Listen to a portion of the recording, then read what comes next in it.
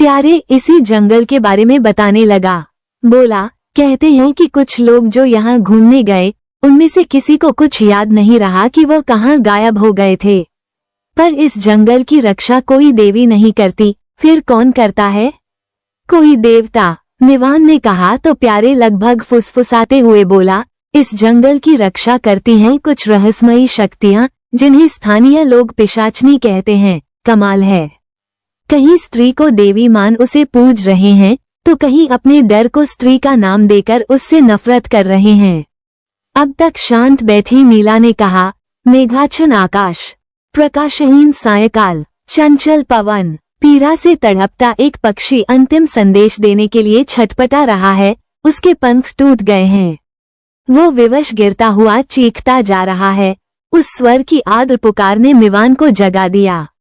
उसकी पुकार में जाने क्या था, प्रेम, विरह, व्यथा, युत्सा या चारों? जो कुछ भी हो, वो एक सम्मोहन की तरह आकर मिवान को उन्मुक्त स्वप्नलोक से खींच लाया। मानो वो मिवान को आने वाली यात्रा के लिए सावधान कर रहा हो। उठते ही मिवान को याद आया कि सपने में पक्षी जिस महल की छत से उड़ा वह मोहनीर ही था। बचपन से ही मिवान कई कलाओं में निपुण रहा। मूर्तिकला और चित्रकला तो जैसे जन्म के साथ वरदान रूप में प्रदत्त हुई। सभी उसे ऊर्जा का महासागर कहते। आर्कियोलॉजी में अंडर ग्रेजुएट की डिग्री लेकर उसने मैसूर विश्वविद्यालय से आर्ट रेस्टोरेशन की पढ़ाई भी की। समय के साथ प्राचीन विरासत वाली इमारतों से उसका लगाव बढ़ता ही चला गया और उसने इसे अपना व्यवसाय बना लिया। प्रारंभिक दिनों में संघर्ष कुछ अधिक ही करना पड़ा, किंतु कई वर्षों के अथक परिश्रम के बाद आर्ट रेस्टोरर के रूप में उसका नाम देश और विदेश दोनों में प्रसिद्ध हो गया। The Indian national trust for art and culture heritage में 12 साल काम करने के पश्चात 4 साल पहले उसने अपने व्यक्तिगत आर्ट फर्म कला की स्थापना की।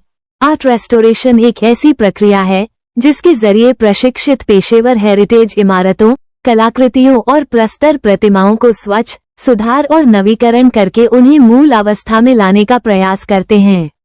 एक आर्ट रेस्टोरर में धीरज का होना बहुत आवश्यक समझा जाता है। मिवान बचपन से ही धैर्यवान है, इसीलिए जब तक वो स्वयं संतुष्ट नहीं हो जाता तब तक काम में लगा रहता। सबसे पहले वह स्वयं अपने दल के साथ संलग्न होकर एक एक पुरावस्तु को साफ करता, उसके बाद रात रात बैठकर उसकी जांच करता। इस दौरान वो ये पता लगाने की कोशिश करता कि उसमें क्या क्षति हुई और उसे किस तरह ठीक किया जा सकता है। फिर उसके इतिहास पर अनुसंधान किया जाता ताकि यह पता लगाया जा सके कि वो जिस युग से संबंधित है उस दौर में किस तरह के साधनों का इस्तेमाल किया जाता होगा। इसके बाद ही वो मरम्मत और नवीकरण का कार्य आरंभ करता। अतः कोई भी कार्य हाथ में लेते ही वो पारिश्रमिक से भी पहले एक ही मांग रखता, समय। आमतौर पर वो एक समय में एक ही काम करता, किंतु मोहनीर की तस्वीर मात्र ने उसे इतना बेचैन कर दिया कि उसने पहले से लिए अपने प्रोजेक्ट को बीच में ही रोक दिया।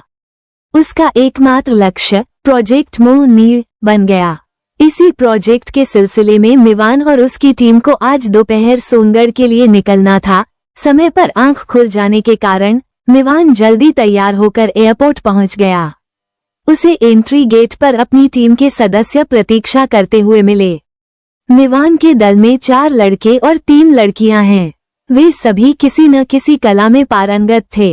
मौसम खराब होने के कारण फ्लाइट 1 घंटे की देरी से देहरादून के जॉली ग्रांट हवाई अड्डे पर लैंड हुई। एयरपोर्ट पर उन्हें ड्राइवर प्यारे एक बड़ी गाड़ी के साथ इंतजार करता हुआ मिला। वह बहुत बातूनी था। गाड़ी चलाने के साथ साथ सोनगढ़ का इतिहास भी बताता जाता। देहरादून से पिथौरागढ़ के मध्य खड़ा सोनगढ़ भारत के उत्तराखंड राज्य का एक छोटा गांव है। ऐसा माना जाता है कि एक समय यहाँ पर 5 सोर अर्थात सरोवर थे, किंतु कालांतर में सरोवरों का पानी सूखता चला गया और पठारी भूमि का जन्म हुआ। शीघ्र ही इस भूमि पर सरोवर का स्थान घने जंगलों ने ले लिया। रोचक बात यह है कि जहाँ पिथौरागढ़ के वन अवैध कटान से पीड़ित हैं, यहाँ की धरती पर कोई अराजक तत्व कदम भी नहीं रख पाया है। यहाँ राय स्वरूप तोमर की राजधानी थी।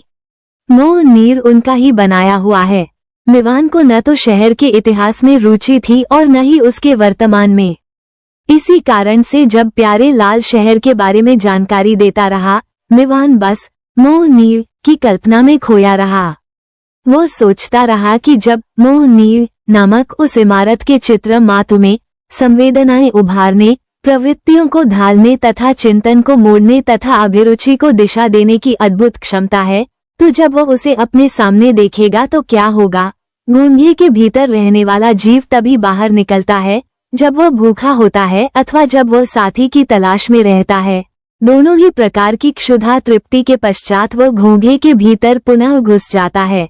मीवान ने भी अपने इर्द गिर्द एक घोंघा बना लिया था। वो उससे तभी बाहर निकलता जब उसकी कलात्मक क्षुधा उसे विवश अथवा कोई अनिवार्यता उसे बाध्य कर देती, और मोह नीर ने वह भूख जगा दी थी। मीवान का मित्र विक्रमजीत रावत विरासत में मिली इस रहस्यमयी इमारत का नवीकरण करा इसे सरकार को सौंप देना चाहता था। विक्रमजीत अब अपने परिवार के साथ कनाडा में बस गया है, इसलिए उनका संबंध इस प्रदेश से तो क्या देश से भी सीमित रह गया है, किंतु एक स्थानीय सरकारी अधिकारी की पहल पर इस महल का भविष्य निश्चित करने उसे विवश हो भारत आना ही पड़ा। मीवान से उसका परिचय कनाडा में एक चित्र के नवीकरण के दौरान ही हुआ था। कला में रुचि होने के कारण दोनों जल्द ही निकट आ गए। तभी मित्र के आग्रह को मीवान टाल नहीं पाया। हालांकि इमारत की तस्वीर देखने के बाद मना करना लगभग असंभव हो गया, लेकिन वह कहाँ जान पाया कि उसने मोह नीर को नहीं, मोह नीर ने उसे चुना है। पिथौरागढ़ के आसपास कई जंगल थे और उनमें लोगों का आना जाना भी सामान्य है। यहाँ तक कि इनमें से कई जंगल अवैध कटान की भेंट चढ़ चुके हैं। इन जंगलों की रक्षा हेतु ही स्थानीय लोगों ने अपनी प्रचलित मान्यता के अनुसार जंगल को न्याय की देवी के रूप में विख्यात कोटगाड़ी कोकिला देवी को चढ़ा दिया है। कोटगाड़ी देवी को पिथौरागढ़ जिले ही क्या पूरे कुमाऊं में न्याय की देवी के रूप में मान्यता है। स्थानीय लोगों का मानना था कि देवी को जंगल चढ़ाने से काफी हद तक जंगलों के अवैध कटान पर रोक लगी है। इस बात की सत्यता तो वे ही जाने। लेकिन इन जंगलों से अलग एक और जंगल था, असामान्य रूप से विशाल देवदार के वृक्षों से घिरा हुआ। यहाँ अवैध कटान तो दूर की बात, इस जंगल में प्रवेश करने से पूर्व भी लोग 2 बार सोचते। ये जंगल सोनगढ़ में था। पिथौरागढ़ से कुछ किलोमीटर आगे प्यारे इसी जंगल के बारे में बताने लगा। बोला, कहते हैं कि कुछ लोग जो यहाँ घूमने गए उनमें से किसी को कुछ याद नहीं रहा कि वह कहाँ गायब हो गए थे। पर इस जंगल की रक्षा कोई देवी नहीं करती, फिर कौन करता है? कोई देवता। मीवान ने कहा तो प्यारे लगभग फुसफुसाते हुए बोला, इस जंगल की रक्षा करती हैं कुछ रहस्यमयी शक्तियाँ जिन्हें स्थानीय लोग पिशाचनी कहते हैं। कमाल है। कहीं स्त्री को देवी मान उसे पूज रहे हैं तो कहीं अपने डर को स्त्री का नाम देकर उससे नफरत कर रहे हैं। अब तक शांत बैठी नीला ने कहा। नीला इस टीम की सबसे पुरानी सदस्य होने के साथ साथ मीवान की बहुत अच्छी दोस्त भी है। गंभीर व्यक्तित्व वाली अंतर्मुखी नीला को टीम के कुछ लोग अधिक पसंद नहीं करते। यहाँ तक कि उसके आसपास के अधिकांश लोग उसे प्रगल्भा समझ उसके निकट आने के सभी पैंतरे आजमाते। जब वो ऐसा करने में सफल नहीं हो पाते तब उसके चरित्र को कटघरे में खड़ा कर मनगढ़ंत कहानी रच लेते। नीला की बात से वातावरण में आई गंभीरता को कम करने के लिए मीवान हंसते हुए बोला, भला हो इन पिशाचनियों का, जंगल तो सेफ हैं। इतना सुनते ही सभी हंस पड़े, लेकिन प्यारे नहीं हंसा। अपनी खिलदिली आवाज को गंभीर बनाकर बोला, मैं जानता हूँ कि आप लोग नहीं मानोगे, पर सोनगढ़ में रहने वाले लोग शाम होते ही अपने घर की खिड़की दरवाजों में ताला लगाकर अपने अपने घरों में दुबक जाते हैं। शाम होते ही जंगल से अजीब अजीब सी आवाजें और सुनाई पड़ती हैं। कई लोगों ने तो कभी कभी सुंदर औरतों को घूमते हुए भी देखा है। सुनो लड़कों, शाम के बाद तुम्हारा बाहर निकलना बंद। मैं काम पूरा होने से पहले तुम में से किसी को गायब होने नहीं दे सकता। मीवान ने कहा तो प्यारे, सुमित और शिवांगी को छोड़कर सभी हंस पड़े। सर, हम जिस बात को नहीं समझ पाते उस पर यूं ही हंसकर स्वयं को बुद्धिमान सिद्ध करने का प्रयास करते हैं। शिवांगी की इस बात का जवाब अनिल ने दिया। बोला, don't tell me you believe in all this rubbish just because you know nothing. वो रबिश नहीं हो जाता। शिवांगी चिढ़ गई। बात बढ़ती देख मिवान ने बात बदलते हुए प्यारे से पूछा, हो सकता है कोई चोर, डकैत या आतंकवादी हो? कोई जान माल का नुकसान हुआ कभी? साहब जी, हालांकि उनसे कभी किसी स्थानीय को जान माल का कष्ट नहीं हुआ, पर फिर भी सभी रात के बाद उस जंगल में पांव रखने से भी डरते हैं। सो जो मजदूर आप रखेंगे वे भी शाम से पहले काम बंद कर देंगे। यहाँ तक कि अवैध कटान वालों ने भी कोशिश की, पर हर बार तेज आंधी ने उन्हें बाहर फेंक दिया। सभी उन जंगलों में असामान्य ठंड होने की बात करते हैं। मोर नीर के बारे में क्या जानते हो? सुमित ने पूछा। बहुत कुछ तो नहीं जानते, पर सुना है कि विक्रमजीत साहब के पूर्वजों को ये महल अंग्रेजों से इनाम में मिला था।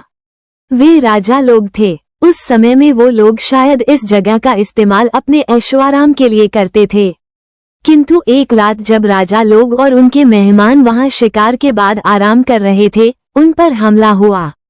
अगली सुबह वहां कोई जीवित नहीं मिला। कहने वाले कहते हैं कि महल पर अपना अधिकार सिद्ध करने के लिए ही डायनों ने हमला किया था। इस घटना के बाद साहब के परिवार ने उस महल का त्याग कर दिया। समय के साथ साहब का परिचय तो बदल गया, पर महल रह गया। खच खच खचा एक उछाल के साथ गाड़ी अचानक रुक गई। सभी अपनी अपनी जगह से फिसल गए। आ गई, प्यारे ने लड़खड़ाती आवाज में कहा।